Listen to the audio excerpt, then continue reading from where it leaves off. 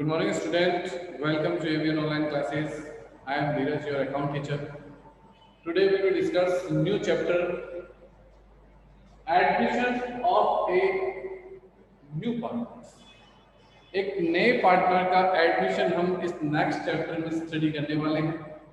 हमारा पार्टनरशिप को लेके जो फर्स्ट चैप्टर था वो कंप्लीट हो चुका है, उसी का आपका फर्स्ट टेस्ट है। और ये जो सेकंड चैप्टर हमारा है वो एडमिशन ऑफ न्यू पार्टनर्स है। आपके जो बड़े क्वेश्चंस बनते हैं 6 नंबर्स के, उसमें से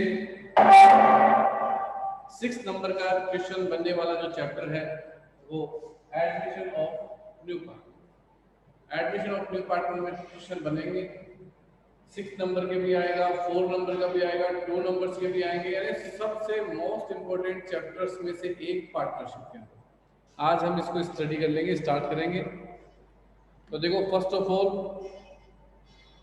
थ्योरिकल आप मेरे साथ लिखना चाहो तो लिख सकते हैं या सुनो आराम से, और उसके बाद इस वीडियो वापस से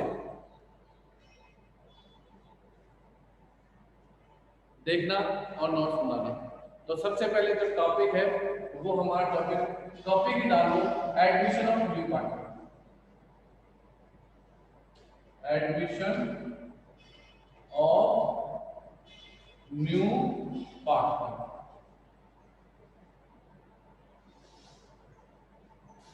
किसी पार्टनर का एडमिशन कैसे होता है? तो अकॉर्डिंग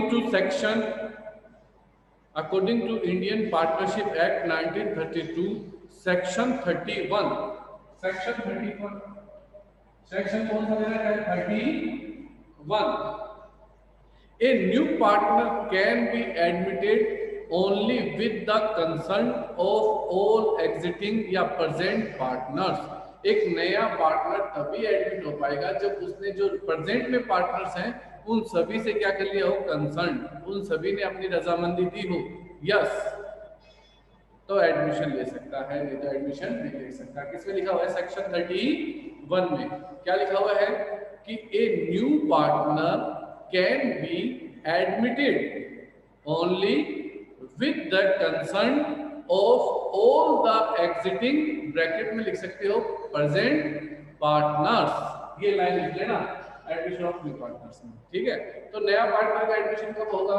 जब ओल्ड पार्टनर सारे उसमें क्या होंगे? अपनी रजामंदी देंगे। Suppose A B C partner है, डी को इंटर करवाना है, तो ए बी सी तीनों की क्या चाहिए? रजामंदी चाहिए, तभी डी इंटर कर पाएगा, नहीं तो इंटर नहीं करेगा। जैसे ए बी तैयार है कि हाँ डी को लेके आओ, लेकिन सी ना कर देता है, नहीं ये पार्टनर नहीं बन सकता, तो नहीं बनेगा। प्रेजेंट में जितने भी पार्टनर्स हैं उन सभी क्या चाहिए? रजामंदी चाहिए। वो यस करेंगे, यस न्यू पार्टनर एडमिट करो, तो ही एडमिशन लेगा, नहीं तो नहीं लेगा। किसमें बोला गया है? Indian partnership act 1932 section 31। और जब उसमें बोला गया, एक्ट में बोला गया, तो एक प्रकार से क्या है? रूल। एक प्रकार से क्या हो गया? रूल पे गवर्नमेंट ने बोला। दूसरा इस पे आता है कि new partner is needed into firm. नए पार्टनर की नीड क्या है फर्म में? तो न्यू नेक्स्ट टॉपिक हमारा हो जाएगा new partner is needed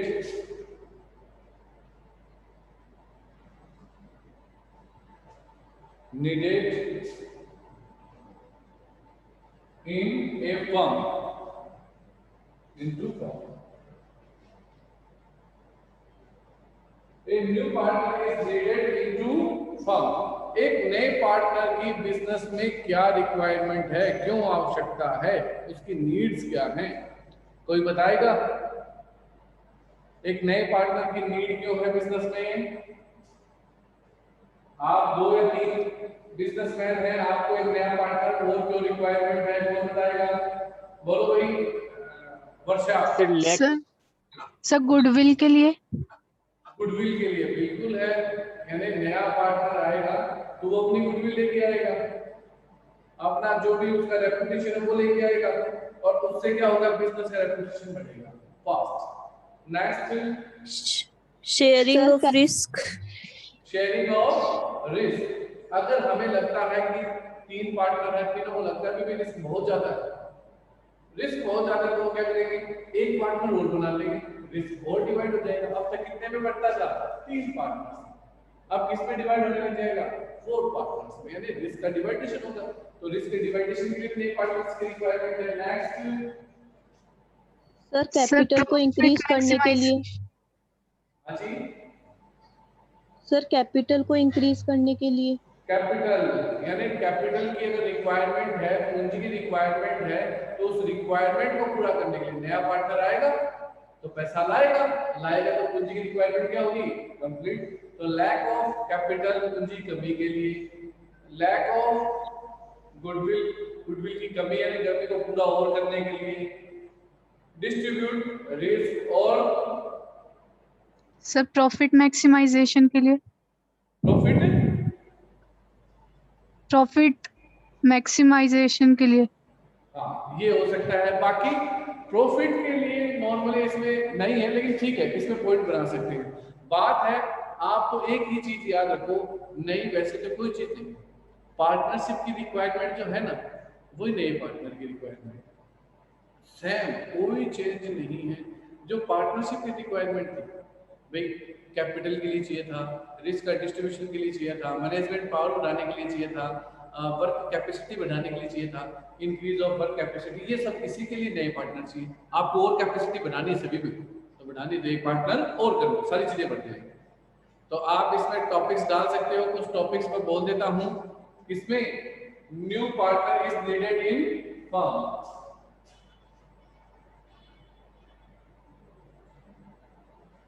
new partner is needed in two firms. लिखो first, when more capital is needed in firm, when more capital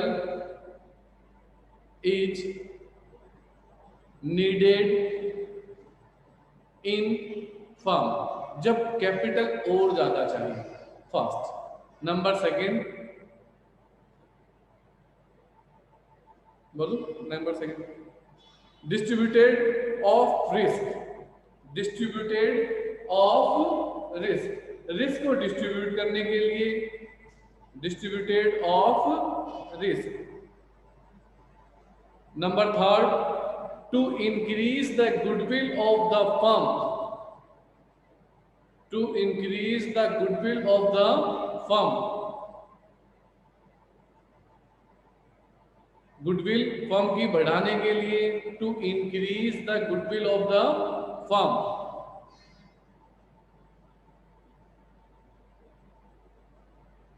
next fourth, to increase management power, to increase management power, और management power को increase करने के लिए, to increase management power,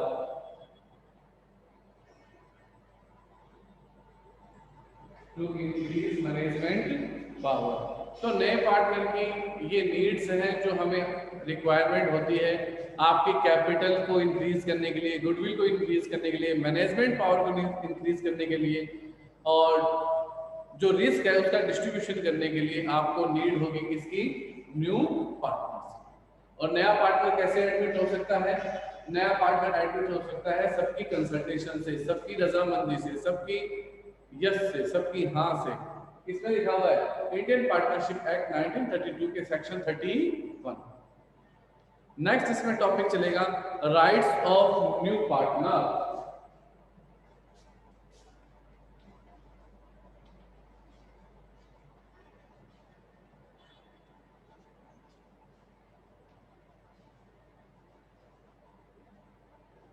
right of new partner, जब कोई partner admit होगा firm में तो उसको कुछ राइट्स मिलने वाले हैं, कुछ अधिकार मिलने वाले हैं। वो कौन से राइट्स होंगे? तो कोई भी नया पार्टनर जब पार्टनरशिप में एडमिट होगा तो उसको इंपॉर्टेंट 2 राइट्स की रिक्वायरमेंट होगी। वो इंपॉर्टेंट 2 राइट्स कौन कौन से हैं? लिखो first, share the assets of the firm, share the assets of the firm,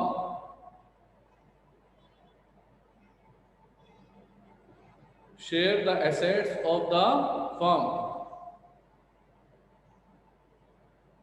firm की एसेट्स में उसका हिस्सा, उसको फर्म के एसेट्स में हिस्सा चाहिए और वो मालिक होगा नया पार्टनर, और नया पार्टनर आते कहेगा मुझे अब शेयर दो एसेट्स में, हिस्सा दो एसेट्स में, क्योंकि अब मैं मालिक हूं। दूसरा राइट्स क्या चाहिए उसको लिखो, number second, share future profit of the firm, share future profit of the firm, share future profit of the firm, firm के फ्यूचर प्रॉफिट में क्या चाहिए उसको, शेयर चाहिए, share of the future profit of the firm. ये दो rights है, एक तो शेयर ऑफ एसेट्स, एक शेयर ऑफ फ्यूचर प्रॉफिट, ये दो राइट्स उसको रिक्वायरमेंट है। तो कभी भी पूछा जाएगा, बहुत इंपॉर्टेंट क्वेश्चन है कि नया पार्टनर जब एडमिट होता है तो उसको कौन से दो राइट्स है, इंपॉर्टेंट टू राइट्स। तो first share of assets and second rights क्या चाहिए, share of future profit, share of future profit. अब शेयर ऑफ एसेट्स जो है उसके लिए उसको क्या लाना होगा, तो शेयर ऑफ एसेट्स के लिए उसको लाना होगा, यानी जो भी लाएगा उसे क्या बोला जाएगा, कैपिटल, उसको क्या बोला जाएगा, कैपिटल। शेयर ऑफ एसेट्स के लिए किसी भी चीज की हमें जब क्या होते हैं, राइट्स लेने होते हैं, तो उसके लिए कुछ हमें क्या करना होता है, पे करना होता है, कुछ कंसिडरेशंस लेने होते हैं। तो एसेट्स पे आपको क्या चाहिए, राइट्स चाहिए, तो उस राइट्स के लिए आपको कुछ फर्म में पे करना होगा, और जो भी पे करोगे, कैश करोगे, कुछ भी चीज से पे करोगे, उसका नाम क्या होगा, कैपिटल, उसका नाम क्या होगा, कैपिटल। तो पूछा जाता है कि एसेट्स में शेयर लेने के लिए न्यू पार्टनर जो पे करता है उसे किस नाम से जाना जाता है, या पूछा जाता है कैपिटल क्यों पे की जाती है एसेट्स में शेयर लेने के लिए, एसेट्स में शेयर लेने के लिए। दोनों तरफ से क्वेश्चन पूछा जा सकता है, ऐसे पूछा जा सकता है एसेट्स के लिए क्या आएगा, कैपिटल, कैपिटल क्यों लाता है, एसेट्स में शेयर, ठीक है। नेक्स्ट हमें क्या चाहिए एसेट्स के बाद में, फ्यूचर प्रॉफिट,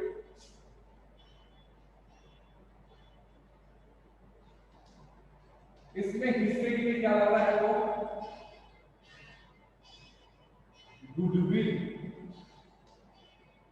फ्यूचर प्रॉफिट में शेयर के लिए वो जो रिक्वायरमेंट, जो शेयर के लिए जो भी चीज देगा, कैश दे, फर्नीचर दे, बिल्डिंग दे, जो भी दे, उसको किस नाम से जाना जाएगा, गुडविल के नाम से।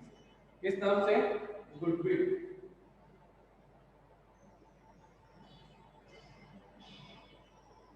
तो इंपॉर्टेंट टॉपिक है कि राइट्स ऑफ न्यू पार्टनर्स। तो दो राइट्स हैं, एक तो है share of assets of the firm, उसके आगे इज इक्वल टू लगा के लिख दो कैपिटल। एसेट्स के लिए क्या लाएगा, कैपिटल, और शेयर ऑफ फ्यूचर प्रॉफिट के आगे इज इक्वल टू लगा के क्या लिख दो, गुडविल। फ्यूचर प्रॉफिट के लिए क्या लेके आएगा, गुडविल, ऐसे। तो ये हमेशा याद रखने वाली बात है। तो ये है नए पार्टनर का बेसिक, थोड़ा सा जो अभी हमने पढ़ा, इसको क्लियर कर रहा हूँ, एक बार साफ कर रहा हूँ नए टॉपिक को पढ़ाने के लिए। तो सबसे पहले इसमें किसी को कोई डाउट है तो पूछ लो, आप भी पूछ सकते हो, पूछो किसी को डाउट है तो, कि नए पार्टनर का एडमिशन कैसे होगा, नए पार्टनर की नीड क्या है, जो आवश्यकता है, और उसके राइट्स जो है वो क्या है, और उस राइट्स को लेने के लिए उसको क्या पे करना होगा। देख लो एक बार, किसी को कुछ पूछना है तो पूछ सकता है।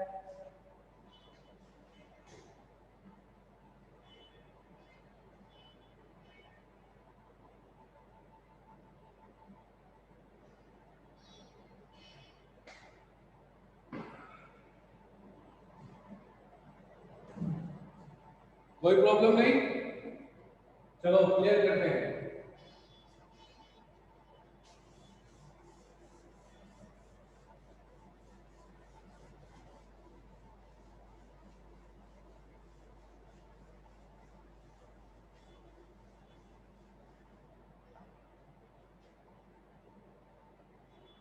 नेक्स्ट हमारा टॉपिक है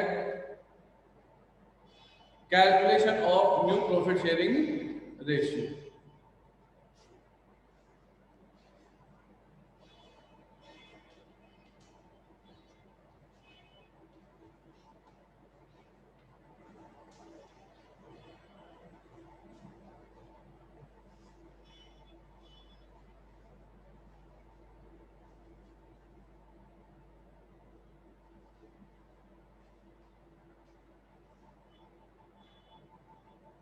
सुनो, फर्स्ट ऑफ ऑल जब नया पार्टनर फर्म में एडमिट होगा, कोई नया आएगा, तो डेफिनेटली है कुछ ना कुछ एडजस्टमेंट होंगे फर्म में, क्योंकि फर्म में चेंज होने वाला है।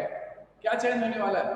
पहले जो भी पार्टनर्स थे उनमें एक शामिल होने वाला है, तो पहले वाली फर्म अब नहीं रहेगी, अब एक नई फर्म बनेगी जिसमें पहले से ज्यादा आदमी होंगे। जैसे सपोज पहले ए और बी पार्टनर थे, तो वो फर्म का नाम ही ए और बी कलेक्टिवली होते ही वो फर्म बनती ए और बी। सी एडमिट हो रहा है तो अब वो ए और बी की फर्म नहीं रही, अब वो फर्म किसकी हो जाएगी? ए, बी और सी की। इसलिए पुरानी वाली फर्म अब गई, नई फर्म का जन्म हुआ है, नई फर्म क्रिएट हुई है। तो जब नई फर्म क्रिएट हुई है तो एडजस्टमेंट तो होंगे। वो बहुत से एडजस्टमेंट होते हैं, और एडजस्टमेंट में मोस्ट इंपोर्टेंट है एक तो new profit sharing ratio calculation, क्योंकि पहले ए बी में डिवाइड होते थे, अब ए बी और सी में डिवाइड होते, तो new profit sharing ratio calculation. एक एडजस्टमेंट होता है सैक्रिफाइस। जब सी एडमिट होगा तो ए और बी को क्या करना पड़ेगा? अपने शेयर्स में से सैक्रिफाइस करना पड़ेगा। अपना शेयर देंगे तभी तो सी ले पाएगा। भाई आज जितना भी प्रॉफिट है ए और बी में डिवाइड हो रहा है, अब वो अपना शेयर थोड़ा बहुत सी को देंगे तभी तो वो एडमिशन लेगा। तो ए और बी को क्या करना पड़ेगा? सैक्रिफाइस करना पड़ेगा। सी क्या होगा? फ्यूचर में प्रॉफिट लेने के लिए गुडविल आएगा, तो हमें गुडविल की कैलकुलेशन करनी पड़ेगी कि गुडविल है कितनी और उसको कितना लाना है, तो गुडविल की कैलकुलेशन सीखनी पड़ेगी। फिर थर्ड है, जब नया और क्या एडजस्टमेंट हो सकता है? जब नया पार्टनर एडमिट होगा तो उन्हें अपनी सारी एसेट्स और लायबिलिटीज की वापस से रिवैल्यूएशन करना होगा कि एसेट्स और लायबिलिटीज है क्या क्या हमारी, और अब उनकी वैल्यूएशन क्या है, तो उनका रिवैल्यूएशन करना होगा। नेक्स्ट इसके अंदर कैपिटल का एडजस्टमेंट भी हो सकता है। तो कुछ ऐसे एडजस्टमेंट है जो नए पार्टनर के एडमिशन के टाइम होते हैं, जैसे न्यू प्रॉफिट शेयरिंग रेशियो की कैलकुलेशन, सैक्रिफाइस की कैलकुलेशन, गुडविल की कैलकुलेशन, गुडविल की एंट्रीज, आपका revaluation of assets and liabilities और कैपिटल का एडजस्टमेंट। ये कुछ एडजस्टमेंट होते हैं। उसमें से आज हमारा पहला टॉपिक है calculation of एनपीएसआर, new profit sharing ratio. एनपीएसआर short में बोला, बाकी पूरा नाम है न्यू प्रॉफिट शेयरिंग रेशियो। तो इतना नाम ना लेके हम हमेशा क्या बोलेंगे? एनपीएसआर, कैलकुलेशन ऑफ एनपीएसआर। तो कैलकुलेशन ऑफ एनपीएसआर देंगे। अब ये कैलकुलेशन ऑफ एनपीएसआर कैसे होता है? तो इसका एक फॉर्मूला है, पहले तो फॉर्मूला लिखो एनपीएसआर का क्या फॉर्मूला होता है। तो NPSR is equal to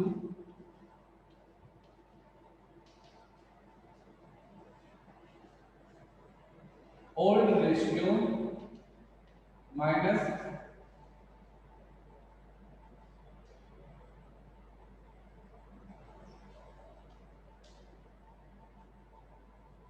sacrifice ratio. ये तो इसका फॉर्मूला होता है। कोई पूछे एनपीएसआर का फॉर्मूला क्या होता है? एडमिशन के टाइम याद है ना, एडमिशन के टाइम नया चैप्टर में नया फॉर्मूला हो जाएगा एनपीएसआर का। एडमिशन के टाइम एनपीएसआर का फॉर्मूला क्या होता है? Old ratio minus sacrifice ratio. Old partners ने जो सैक्रिफाइस किया है वो सैक्रिफाइस उनमें से क्या कर दो? लेस कर दो, तो आपका क्या जाएगा? New profit sharing ratio calculate हो जाएगा। तो calculation of new profit sharing ratio का फॉर्मूला क्या है? NPSR is equal to old ratio minus sacrifice ratio. ये तो है इसका फॉर्मूला। फॉर्मूले के बाद में आती है इनकी कंडीशंस, कि फॉर्मूला हमेशा अप्लाई करने से पहले फॉर्मूला तब अप्लाई होगा जब हमें इसकी कंडीशंस पता होंगी। तो इन कंडीशन को क्लियरली सुनना, ऑरली बोल रहा हूँ।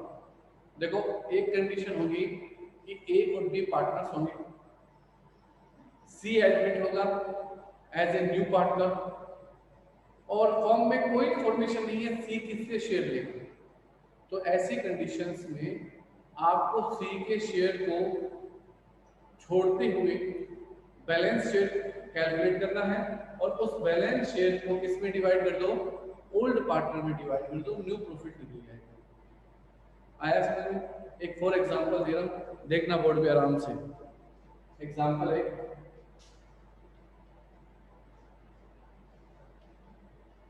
ए और बी पार्टनर है 3 में, सी एडमिट हुआ 150 पे, सी एडमिट कितने के लिए हुआ? 150 के लिए, और कुछ भी नहीं बोला, क्वेश्चन में बोला न्यू प्रॉफिट शेयरिंग रेशियो निकालो। तो ए बी किसमें दे? 3 में।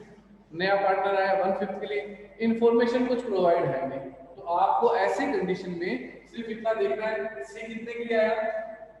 150। तो बैलेंस कितना बचा 4/5 1/5 तो इसने ले लिया तो बैलेंस कितना बचा 4/5 डिवाइड कर दो किसमें ए और बी तो ए एंड बी 4/5 4/5 बांटना है डिवाइड करना है किस रेशियो में 3:2 तो 3/5 2/5 और सॉल्व करके क्या हो जाएगा मल्टीप्लाई कर दे तो क्या होता है अपर डिजिट अपर से मल्टीप्लाई और लोअर डिजिट लोअर से मल्टीप्लाई 12 25 8 25 और सी का शेयर कितना है 1/5 अब आपको रेशियो करने के लिए याद रखो नीचे के डिजिट्स इक्वल होने चाहिए नीचे के डिजिट्स क्या होने चाहिए यहाँ कितना है 25 यहाँ कितना है 25 यहाँ कितना है 5 25 करने के लिए किससे मल्टीप्लाई कर दूं 5 से ऊपर नीचे दोनों तरफ याद रखो ऊपर नीचे दोनों तरफ एक ही डिजिट लेते हैं तो कोई चेंजमेंट नहीं होता बस वो डिजिट्स बच जाती है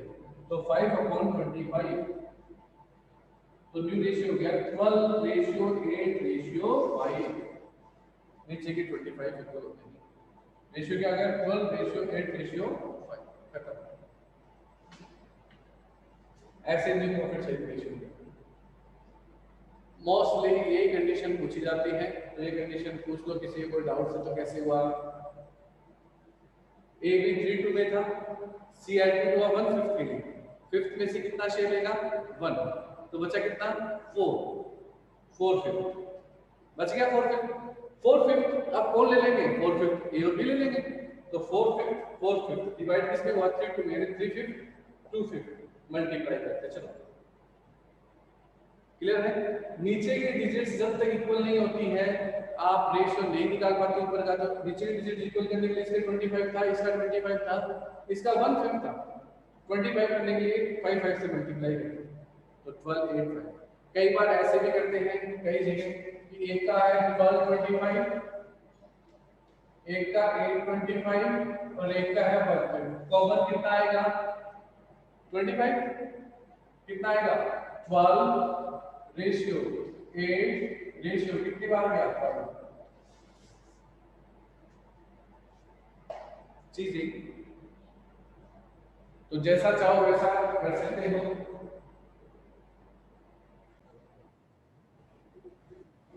हाँ तो बोलो इसमें और कुछ किसी को कुछ पूछना है तो ऐसा हमारा ये रेशियो क्या हुआ कंप्लीट हुआ फर्स्ट किसी को डाउट है तो पूछ सकता है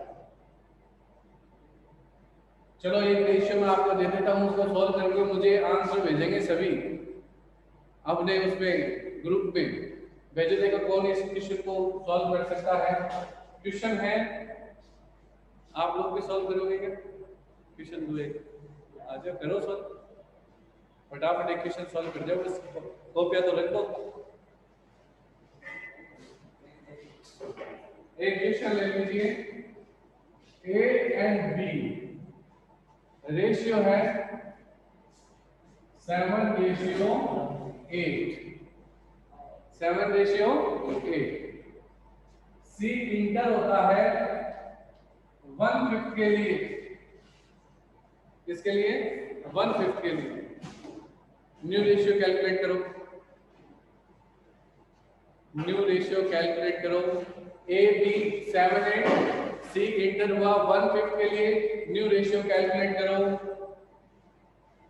जो ऑफलाइन बैठे हैं वो मेरे पास लिया हो फटाफट सॉल्व करके जो ऑनलाइन है फटाफट करो A B 7:8 new partner C 1/5 के लिए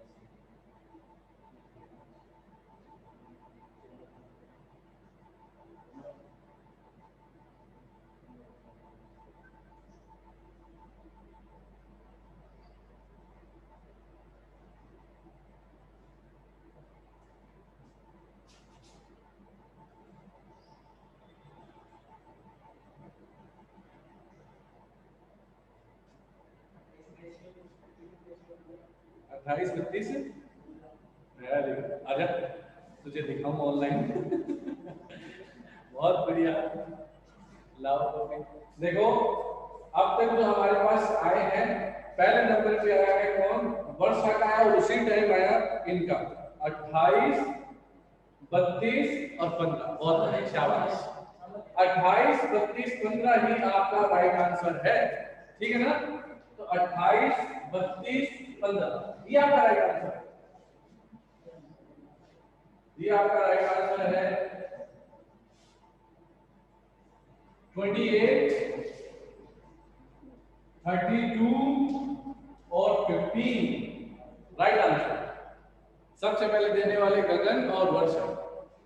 कैसे हुआ, बैलेंस निकाल दो। 4/5 को डिवाइड कर दो किसमें, 7/8 में। तो 4/5 को डिवाइड करेंगे, a is equal to 4/5 into 7 15 28 75, b 4/5 into 8 15 32 75, c is equal to 1/5 75 को नेगेटिव से मल्टीप्लाई करना पड़ेगा 15 से, 15 75 तो कितना रेशियो हो गया 18 32 15 कटिंग होती नहीं किसी से। अगर बाय द वे कटता हो तो काट देना चाहिए। सपोज जैसे ऐसा आ जाए ना, ऐसा आ जाए 32 48 और 12, तो देखो ये अगर ऐसा कुछ आता है तो 2 से डिवाइड होता है 16 24 6, अभी भी डिवाइड होता है 2 से, और कट कर दो 8 12 3, अब किसी से डिवाइड होता है क्या, अब नहीं डिवाइड होता। तो यही रेशियो याद रखना, ये कहीं अब कटिंग नहीं होता, ये 2 से लेके 2 से नहीं कटता, इसलिए नहीं कटिंग। और अगर कटिंग होते हैं तो कटिंग करना है। तो राइट आंसर है 28 32 15। जिसने भी नहीं किए वो सेंड करना, जैसे तनु ने सेंड कर दिया है, जो भी करे वो सेंड जरूर करें अपने आंसर।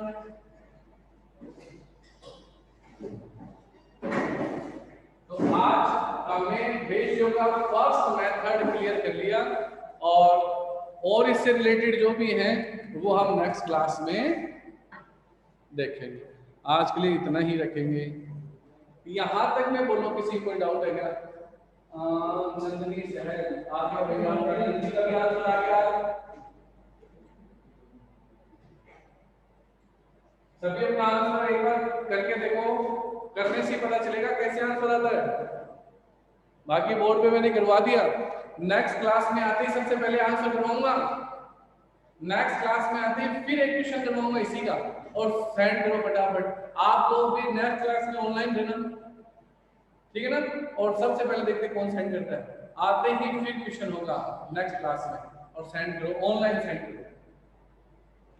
तो इतना ही, इसमें कुछ पूछना है किसी को तो पूछ सकता है भाई, बोलो इसको लेके कोई चीज की है तो आप लोग नहीं, जो ये तो दिखाते ही रहेंगे। बिल्कुल आरती आगोरिया के में आगे आंसर बहुत अच्छे, ऐसे एक्टिव रहो। जिसका आंसर मैच नहीं किया वो वापस से निकाल के सेंड करो। सर ये सी वाला नहीं कर रहा मैच। कौन सा बेटा जी? सर ये सी वाला।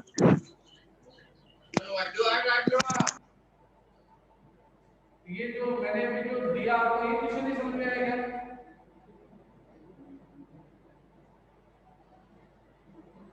कौन सा क्वेश्चन नहीं समझ में आया?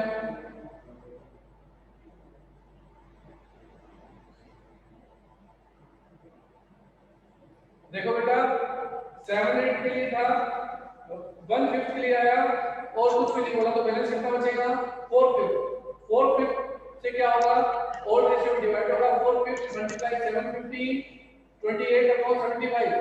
4/5 into 8 सर ये आ गया सी वाला कैसे निकलेगा वो वाला बताना। सी कितने के लिए, 1/5 के लिए, सभी के नीचे 75 यस सर। 75 वाला है, 5 को 75 कन्वर्ट करने के लिए किससे मल्टीप्लाई करना पड़ेगा 15 से। तो 15 से मल्टीप्लाई करो, दोनों डिजिट ऊपर नीचे इक्वल लेनी है, जैसे तो अगले वाले सी के लिए था 5 यहां कितना लेना पड़ेगा 15 तो 15 को 1 से किया तो 15 को 5 से किया तो 75, तो 75 आ गया आपके पास में। तो 75 75 75 ऊपर वाले रेशियो गए 28 32 15 ऐसा। Okay sir. ठीक है, आज के लिए इतनी रखते हैं क्लास। नेक्स्ट हम मिलते हैं आफ्टर 12 o'clock।